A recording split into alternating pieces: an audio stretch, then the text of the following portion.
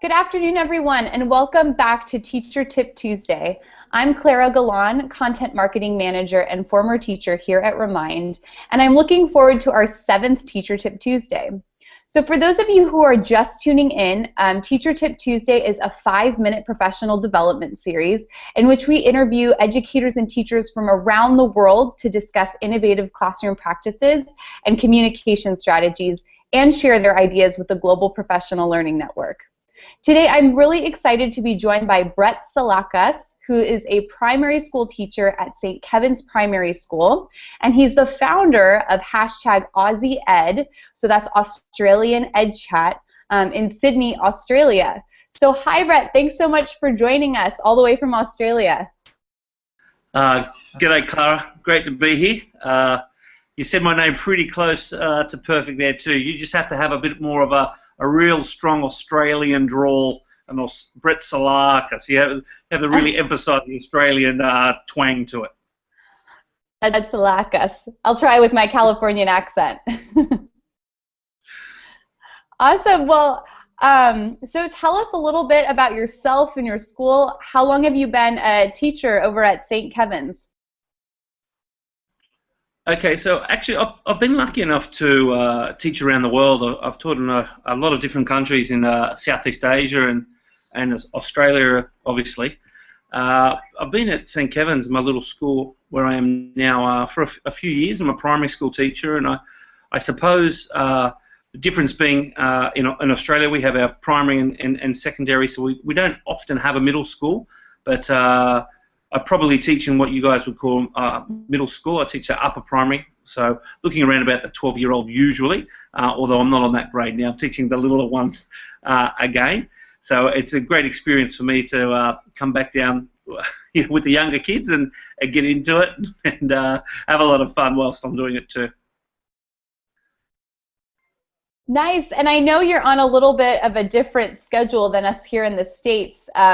You just started school pretty recently from the summer holiday break, but what's something that you're really excited for this school year? What's one, innovative classroom practice that you've been trying out for the first time? Well, that's it. When you said to me, what tip would I like to share, one of the big things I'm really passionate about at the moment is trying to do a little bit of like what we're doing now, having a bit of a connection via video conferencing software and using that to maximize learning potential, and then also using that to maximize connection with parents and other learning communities. So we've tried a few things, obviously, through AussieEd and having a little bit of Meet the Innovator and stuff like that. But as a teacher, I think there are 3 things now I think we could use video conferencing software. So obviously you've got your more formal software where you can go in and book a room, and that software's been around for a long time, and Skype and the real surge in popularity of Skype for the classroom. And my particular favourite sort of mode of meeting, which we're using right now, is Google Hangout. So I find that really user-friendly, and in my class I use that a lot as well. So the 3 ways that I think we can use software like Google Hangout and video conferencing things akin to that, and obviously everyone has their pet favourites. The first one is to increase direct instruction. Now, one of the things that I've been able to do is link with other classrooms around Australia and actually work on the same topic and almost team teach. Like we've always spoke about team teaching, and I don't have to be the expert, but the teacher in the classroom next door, they might have a little bit of expertise that I don't have. Now, let's expand that idea and say, well, maybe the teacher in another state has a little bit of a skill set that I don't have, and be able to tap into that knowledge. Just recently, the tail end of last year, I was doing a lesson with my class on Antarctica. So we used Google Hangout, and we linked in to some of the Australian researchers down at Casey Station in Antarctica, and we were able to have a live cross with them and be able to communicate with them. And in the same way, all the way to the States, I've had talks with NYSci, the New York Science Center, and been able to have lessons with them. So these virtual excursions, virtual field trips, and this ability to tap into specialized one-on-one direct instruction I think is a real big player. The second thing is being able to link student to student, and I think take the teachers out of the equation. And one of the new things in sort of this evolving paradigm of contemporary learning is going to be able to have students collaborate more effectively together. And one of the ways they can do that is by perhaps setting up activity that's a cloud-based activity, whether that's using Google Drive or whatever, and then having them actually be able to Skype and work and learn and fill things out together. I think that's a real big possibility. Now the third is a real killer. I think that's the real sort of the bling shot, the big money shot. I think system-wise, if there you go, sorry, system-wise, if systems are able to put expert teachers and grab expert teachers from maybe one school, one part of their system, and link them to a student. I might have a student that has a real driving passion for something in history, or showing a very unique flair or a unique interest for one particular thing. Perhaps my little school can't cater for that interest, but over in the other corner of the system there is a teacher who has that passion, has that skill set. Being able to pair that up and have effective tuition and effective learning for that particular child takes individualized learning to a new level, and I think is a real indicator that we are moving to a new paradigm where children aren't boxed in by what they can get in the four walls of their classroom, but are really able to reach across the globe and connect and learn and grow. So you asked for one tip, I gave you sort of 1.1, 1.2, 1.3. That's really incredible. You know, I've heard a lot of circumstances in which teachers will connect their classrooms to other classrooms via Google Hangout or via Skype, kind of sort of to have a pen pal sort of thing with their other classroom that's, you know, far across the globe. But I really love that idea of team teaching and being able to pull in experts, not only teachers from other classrooms, but true experts in the field, like those explorers in Antarctica that your students, you know, never physically might be able to attend to that, but to be able to experience it in an authentic way, I think is really, really amazing. So I hope that there are a lot of teachers that are inspired by that and can use that in their own classrooms. So, you know, thanks again for sharing that. I know you've been using Remind to connect not only to your school, but also on Aussie Ed, so that's hashtag AUSSIEED. So for professional development on Twitter, how has that made an impact, you know, both in your school and then with your professional learning network? Look, I'm a big believer in a lot of my last few blog posts have been about using technology humanity, and I think the more effectively that we're able to do that, the better we'll be in the future.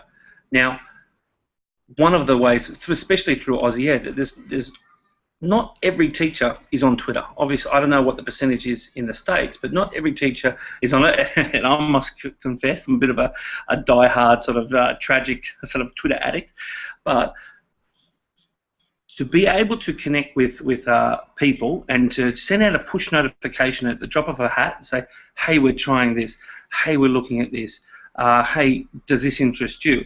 That instantaneous connection, and we're all walking around with these devices in our pocket, to get that little push notification is absolutely brilliant. Now, put that sort of technology and that sort of thing in the classroom, and connecting, like I said, using technology to connect humanity, I think that's the real big winner, and that's one of the big things that I personally believe will be a signature of the new paradigm. I think you put it really well. You know, reaching people where they are on their mobile device, you know, especially with parents or colleagues, you know, whether they're in the office or they're teaching or they're, you know, picking their kids up from soccer practice. It's always a way to be able to connect with people instantly. And I love how you're using it with Aussie Ed, because so many times, I know I love Twitter too, and I'm constantly participating in all these Twitter chats, but a lot of times I might forget about, you know, the Twitter chat that's evening, or I'll, not know what the title is or the topic. So I think it's a great way to be able to remind people and your participants what the topic of the Twitter chat is, but also to send, helpful resources to continue that professional development throughout the rest of the week.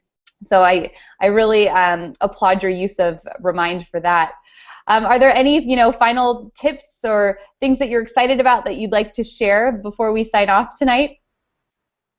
Well, that's a very, very dangerous question. I've got my own little video blog too that I have on our AussieEd.com website, and I call it Meet the Innovators. And one thing I've learned is no matter how short I want the interview to be, when you talk to a passionate person and ask them to talk about their passions, they're going to talk for a long, long, long time.